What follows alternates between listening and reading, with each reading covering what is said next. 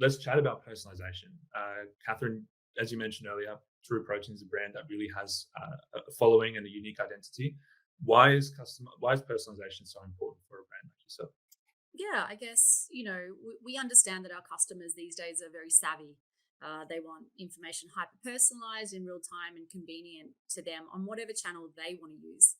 So I guess, customer experience or an excellent customer experience is no longer an option for any e-commerce business. It's a given. So for us, our demographic is between 25 and 55, male and female. So for us, if you just have a look at that particular cohort, it's so huge you can't actually personalize anything. So within the Gorgeous platform, we're able to use tags that we drag from Shopify, so that we have like that bird's eye view of our customer. So when we're first integrating or engaging with our customer, we can see age, gender, we can see their interests, dietary requirements, so that we're able to really tailor the conversation, as well as being able to upsell where required. So I find, the specialists that we have in this area are really empathic. They're really keen to have that customer centric view of like providing the engagement, and also finding creative ways to develop the connection. So Gorgeous like is just like a perfect kind of platform for us to use with that. Again, we can flip between, Instagram direct message, we go straight back to, email, live chat, we answer the phones, so that we're able to be really like on the go the whole time, and be able to flip through those channels is just perfect for us. So yeah, I think that would be the main point. Yeah.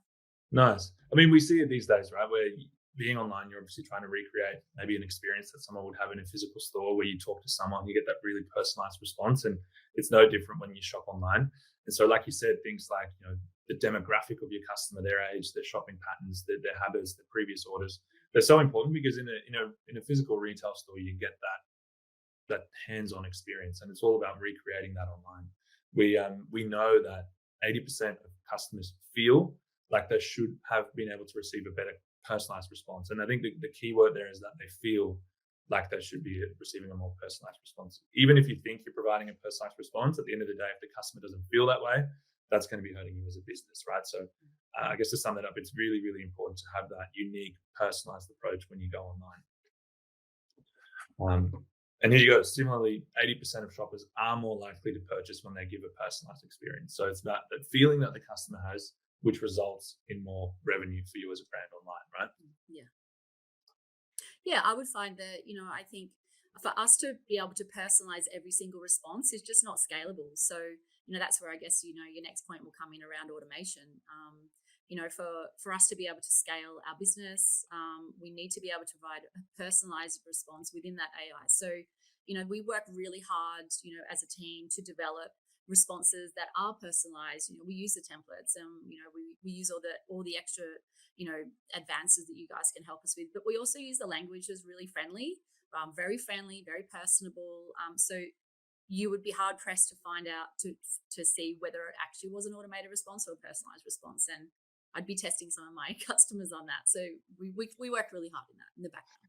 Yeah, absolutely, and that's key, right? Like personalization is fine, but you only want to personalize when it still feels like a personalized response. Yeah.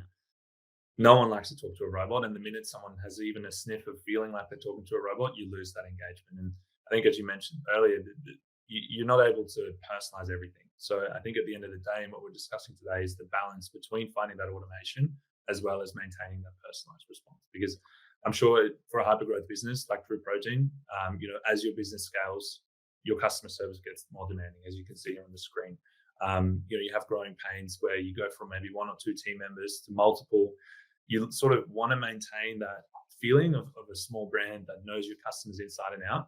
But at the end of the day, it's not always possible, right? And I think that's really where that balance comes into play of providing a personalized response, but automating at the same time, right? Right. Yeah, totally agree. I mean, we we also with our email signatures that we have when we're doing our responses, that we have our true values on the bottom there. So we often within whatever question that comes through, whatever, if it's an issue that we've resolved, we might just grab one of our values and just pop that in bold down the bottom. So even just that one particular thing on the bottom of an automated response, it just really highlights that we've tried to be better, or we're trying to be united to try and solve their issue. So we kind of, that's one of the ways that, my team, I help my team to sort of really hone in on that personalized response whilst churning through the tickets at the same time, which Yeah, is nice. which is pretty key. the moment. Yeah. Which is building that online community, right? Having your values in your outbound or inbound engagements with your customers, having those values reconfirmed every time makes people feel like they're part of your community, right? They're part of your brand, which is Oh, for awesome. sure. Yeah, that's right. Um, and as you can see here on the slide, it's all about using those automated responses, but incorporating some unique data points. So we use macros here at Gorgeous, which are in theory templates, but we can pull through some really accurate data points like metrics we discussed earlier, like shipping habits or personal details from that customer. And so sending out a macro is in theory just a one click, but you're keeping that personalized engagement, right? Is there anything you can share on how that's been beneficial for you? Well, again, being able to the productivity of the team whilst using automated responses is much higher. We can get through to more tickets again with that. You're creating that more in real time response to people's request. We know with live chat that people will require a response within 60 seconds. Email, you got a little bit longer, about 15 minutes. So for us, it just means that we can, hit the ground running as soon as the doors open, and we can get to as many tickets as possible. That automation allows us to do that, I guess. Nice. Yeah, Yeah. we'll touch on some of those metrics in a second. You make some good points there. I think in order to automate, what we see, and I'm sure you can confirm this, is it's really important to understand what your customers are asking, right? Before you want to even think about automating anything, you want to know who your customers are, which we know we've got those personalized data points, but we also want to know what kind of inquiries they receive. I know you're pretty good at tagging your tickets. You briefly touched on this earlier, tagging your customer inquiries so that you get an understanding of what your typical issues are as a brand, what your customers are typically inquiring about. We see that on average, 33%, and this is a benchmark across the industry, 33% of all tickets are about order status, right? How have you used the tagging to your advantage? And does this align with what you're seeing at True Protein? Yeah, for sure. I mean, order status is always the number one question for people in Australia at the moment. We've had a bit of an Australia Post kind of hiccup over the last couple of weeks. So, experiencing like a 30% increase on Christmas periods. So, Australia Post caught a little bit unawares with Afterpay sales and Father's Day sales and whatnot. So, for us, it's all about getting on the front foot with our customers, being completely proactive as far as, understanding the questions that they're going to be asking and what we can require instead of being reactive and just sitting back and waiting. I guess we really do use the tags within our, inquiries that come through. So we have most the urgent. We have a channel that we call urgent. So all the urgent inquiries drop into there, so that we can hit those as soon as we get in the front door. But also, using the tags. Like for example, we use our VIP tag. So for our VIP tag is anyone who's who's ordered over 10 orders. So basically, with those people, they show up on our channels, and we're like, right, we're going to get to those first, just so that we again are doubling down on the customer experience for the ones who we know are going to be the greatest return on investment. So for us, the tags just allow us to have that bird's eye view of what's going on with the cohort of the tickets that come through per day. Yeah, absolutely. I guess it comes down to prioritizing what's most important, right? And like you said, those customers that bring in the most revenue, they deserve that white glove treatment. Maybe some of your customers that leave you a bad response, which happens to everyone. It's a matter of about identifying those inquiries first, so that you can address them. And again, that comes down to really understanding what your customers are asking, understanding those trends, so that you can play accordingly and predict how to respond and how to deal with those in the right manner, right? For sure, yeah. Again, we know that 33% of all customer engagements are related to order status, so that's something that you can really prepare for and zone in on as an e-commerce brand. Mm-hmm. So combining that, the personalization as well as the automation, again, that's key. We briefly discussed this earlier, but using these templates to provide a unique response for a specific customer without the customer realizing that they're essentially receiving an automated message is really important. And this could be a great way to even upsell, right? Again, you identify your customers, you know what they're asking, sending out a response by saying, hey, by the way, you've got some points or some loyalty points available, or you've got something left in your cart. Don't forget to check out. That's the personalized response, and you're automating that process, and you're even selling some more product, right? How do you find that at True Protein? Is it an upselling opportunity? Do you see that you're generating more revenue from balancing personalization and automation?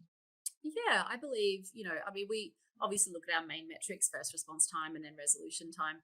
The first response time, we're always strategizing to get that faster. Obviously, it's not possible sometimes when you've got a load of tickets that are coming through when you've got a higher volume. Interestingly, the second metric, the resolution time, we sort of struggle to work what the actual like the best resolution time is, because we do believe that we do try and still personalize our responses, and often I let the team allow themselves to be able to have that actual personalized response and have a conversation with someone. So I guess creating that conversation piece is really important, again, to creating a community, so that they feel like they're being heard. The engagement is a lot greater instead of just like those one touch tickets where you're just shooting back an automated response and then it's done. So it's a bit of a moot point that we do discuss that internally quite a lot. Obviously, the automated responses allow us to be fast, but it's not always the best way. Sure. I think the key metrics there are, like you said, first response time and resolution time. I think they're definitely the benchmarks, what you see in customer service. Traditionally, they were the benchmarks for email and phone calls, right? Like that was your traditional customer service channel. Whereas now you see that on social media as well. We know that social media, Facebook and Instagram are massive channels for customer service. And first response time and resolution time are key metrics generally as to how you're performing as a brand. And like you said, first response time is great, but it's not everything. If you send out an automatic response to every engagement you get, your first response time is probably going to be pretty good, but it's not going to be the best experience for a customer, right? And so resolution time in combination with first response time tends to be a better indicator. And we obviously want to bring both those metrics down. Based on industry data, we know that first response time of less than 10 minutes across all your channels is pretty good. First response time of sub 6 hours is good. But we definitely see brands that do way less than that. I know True Protein is at the top of its game. Do you know from the top of your head where approximately you would sit when it comes to those metrics? Depending on the channel, I think live chat would probably be about 70 seconds. Nice. And I know we just did our numbers last week, and I think with my email, it's around 70 minutes. So Nice. we try and get that down to 60 minutes for us. So yeah, Which for those channels is pretty good. yeah, I'm aiming for that world class standard, to be honest. Nice, Yeah. great. So yeah, again, the combination of that unique whilst automated key metrics like first response time, resolution time, they allow you to really take your customer service to that next level, right? We know on social media, here we go, actually, this is a good one to talk about social media, that 42% of all customers expect the first response time in less than 60 minutes. So I guess that comes back to my earlier point about social media is no longer a platform to just do your marketing and post pretty pictures and promotions. It's also a channel where your customers engage with you about product related inquiries, about having to really get in touch with that brand about the service that they're getting. Which for a brand like True Protein, obviously, as we know, with those big social media outreach, this is obviously really important. Yeah. And so this is probably the most important and most interesting slide here.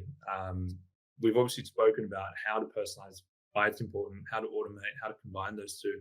But at the end of the day, we want to see results, right? And these are real metrics that you've been kind enough to share with us about your customer service and how you operate here at Gorgeous. You implemented Gorgeous in November last year, which is the information there at the very top of the screen. So out of your 11,000 tickets at the time, you managed to convert about 94 in revenue generating activity. So out of those 11,000 tickets, 94 of those converted into a sale, which is all about bringing that customer service from just rather than putting out fires, you're teaching your customer service stuff to generate more revenue, right? Which is a pretty standard metric. That's pretty average for brands that we see that don't tend to use a help desk or come from other legacy help desks. And what's most important here is at the bottom, in the last 60 days, as you can see, your conversion rate has jumped significantly, right? So you've actually handled a few less tickets, but the tickets that you've converted have gone up. Your conversion ratio has gone up. Would you say that's a direct result of the tactics that we've discussed today? Oh, absolutely. I mean, again, being able to see, past orders and, what people have had before. We've got forever, bringing out new products in our range, whether it be in the performance kind of space or the health space. We've just launched gut health immunity, which is an immunity blend for our customers. So, we're always able to diversify across people's lifestyles. So it's not only just a protein powder that you would maybe supplement on, every day. It's like we're infiltrating every aspect of people's lives. So I do think that there's a product for everyone there. And again, looking at the demographic between that 25 and 55, there's really a product for everyone. But you're right, having that high level understanding about who people are is so important without being able to tell them what's next, I guess. Yeah. Absolutely right, and this is all about. This comes down to it. At the end of the day, customer service is an avenue for a business to really generate revenue. Mm. Personalization and automation. At the end of the day, it does impact your ROI if you might manage to find that balance, which the results don't lie. It looks like True Protein has managed to do that, which is great. Yeah, well, yeah, it's good. Awesome.